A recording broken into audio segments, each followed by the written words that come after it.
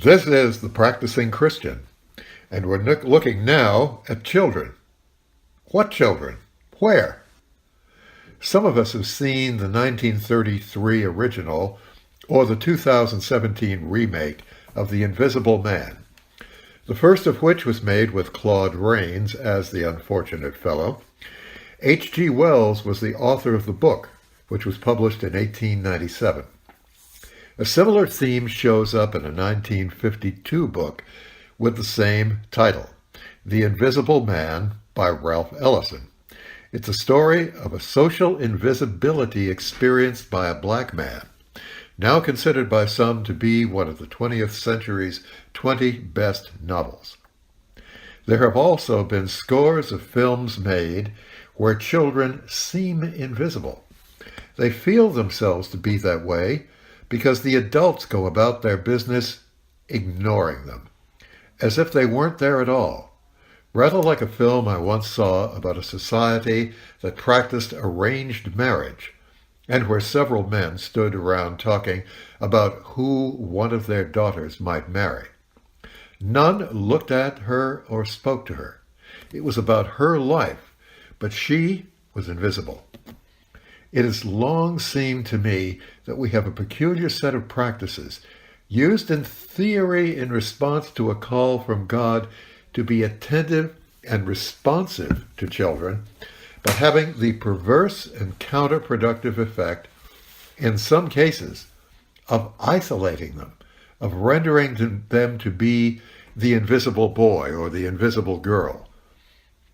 In churches where believers' baptism is practiced, a baby or a child dedication is often performed in which parents make a public statement of their faith and they pledge to rear their child under God's grace and wisdom. This is to recognize one's child as a gift from God, and parents dedicate themselves to being godly examples to their child.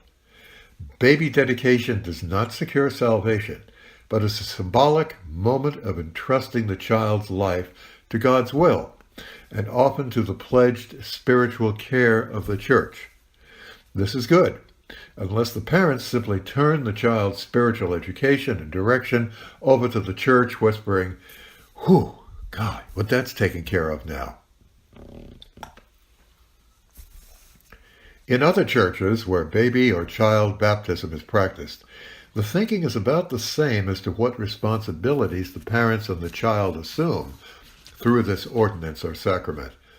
Without getting into the theology of these similar but different practices, we can note that each church may have a cradle roll or another listing showing these babies to be either in the care of the church or now baptized into Christ and thus into his church.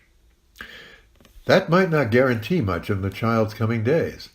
After all, Mr. Ellington's protagonist was born an American with a guarantee of equality with other Americans.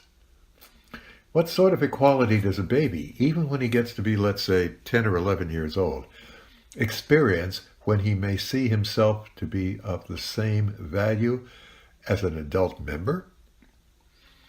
Holy Scripture reminds us of the importance of these children in this period of their lives and ours. Some examples are Psalm 78, beginning at the 4th verse. We will not hide them from their children. We will tell to the coming generation the glorious deeds of the Lord and his might, and the wonders that he has done. He established a decree in Jacob and appointed a law in Israel, which he commanded our ancestors to teach to their children, that the next generation might know them, the children yet unborn, and rise up and tell them to their children, so that they should set their hope in God and not forget the works of God, but keep his commandments. Then in Ephesians 6, beginning at the 1st verse, children, obey your parents in the Lord, for this is right. Honor your father and mother. This is the first commandment with a promise, so that it may be well with you and you may live long on the earth. And fathers, do not provoke your children to anger, but bring them up in the discipline and instruction of the Lord. And in Psalm 127, beginning at the 3rd verse, sons are indeed a heritage from the Lord, the fruit of the womb a reward. Like arrows in the hands of a warrior are the sons of one's youth. Happy is the man who has his quiver full of them. He shall not be put to shame when he speaks with his enemies in the gate. Proverbs 2 also is very important here. It's an extended list of the good things that come to a child who follows God. And all of us recall the story of Jesus welcoming the children whom his disciples wanted to brush aside as being of little importance. The Shema Yisrael, the great commandment in Deuteronomy 6, instructs us in verse 6, recite them, that is the ways of God, to your children and talk about them when you are at home. It's a personal thing, not to be passed off to a Sunday school. And many practicing Christians and many churches do an outstanding job of letting the children know they are in God's care, loved by him, and that he demands much of them in faith and in their Christian life. They recruit members to communicate with and pray for the children of the church. The children sit with their fathers and mothers at worship, which allows a family to talk together later about the scriptures and the sermon for that morning. They may go with their parents to receive the bread and their tiny bit of wine at the Lord's Supper. When there's a picnic, they're part of the crowd, and they play volleyball and golf with the adult Christians as well as with one another. They're remembered at Christmas and may sit on the Christian Education Committee, and when they get to be 10 or 11, well, perhaps they get to sit on other committees of their church. By the age of 13, they're likely to be educated enough to talk intelligently with the adults about points of faith and practice. They bring the attention of the church to people who need prayer, and the adults listen and respond. When cookies or cake are served, they join with the adults and aren't relegated to another room so they won't eat them all. And the adults will speak to a greedy child calmly and teach him how to get 1 or 2 cookies and then come back later. They join with the adults when there's cleanup to be done, and they help with the outside maintenance.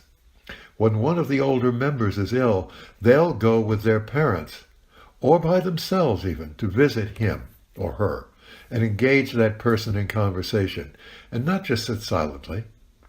They do this because their parents have talked with them about their duty to God, not just at them, and they've learned to pray aloud at home and to talk of God with other believers, and distinctly different ways of talking about him with unbelievers. In a word, they act as if this were their faith and their church, not just an adult thing to which they're being dragged along. They are not invisible boys and invisible girls, and they will not grow up to be invisible men and invisible women. But there are churches which have fallen into bad habits. Simply put, they isolate the children so that they don't have to interact with them at all. Worse, they may encourage families to send their children to church, teaching them very clearly that the Christian faith isn't worth their adult time.